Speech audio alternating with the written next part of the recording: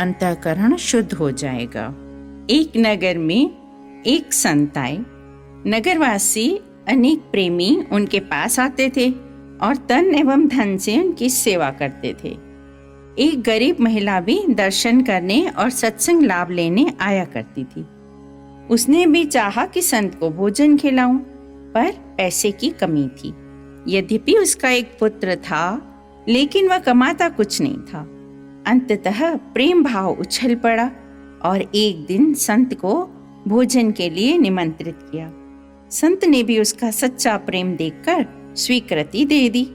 निश्चित दिन पर इस महिला ने न केवल दाल चपाती का प्रबंध किया, जिसे संत ने स्नेह के साथ खाया। महिला के मन में था कि यदि उसके पास बहुत कुछ होता तो वह खूब पूरी पकवान, खीर, हलवा, फल इत्यादि संत को खिलाती। तो सदैव भावना और प्रेम के जो संत भूखे होते हैं तो वे स्वाद पर ज्यादा ध्यान नहीं देते। संत ने इस महिला के मनोगत प्रेम भाव को जान लिया।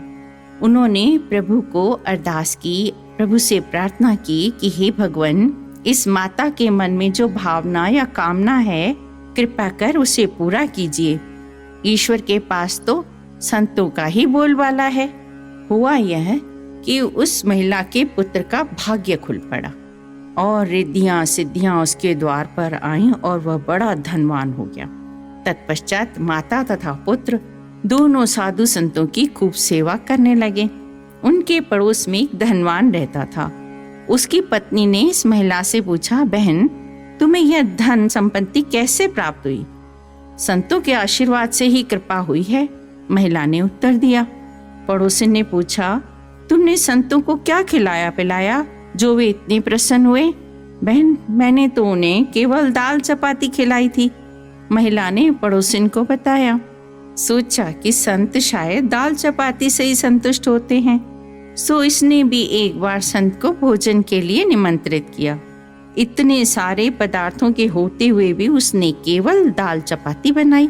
हृदय में न तो प्रेम था और न श्रद्धा, केवल लोभ था। संत आए, उसने दाल चपाती प्रस्तुत करते हुए कहा, स्वामिन, हम गरीब हैं, कृपा कीजिए, आशीर्वाद दीजिए। संत को ज्ञान था कि यह धनवती है, इसके पास बहुत पैसा है। जब प्रचुर मात्रा में धन पदार्थ हो तो उन्हें सेवा भी धन से ही करनी चाहिए। मन से सेवा वह करें जिनके पास धन न हो। महात्मा ने उससे कहा, सब ठीक है, आपको मन की भावना का फल मिलेगा।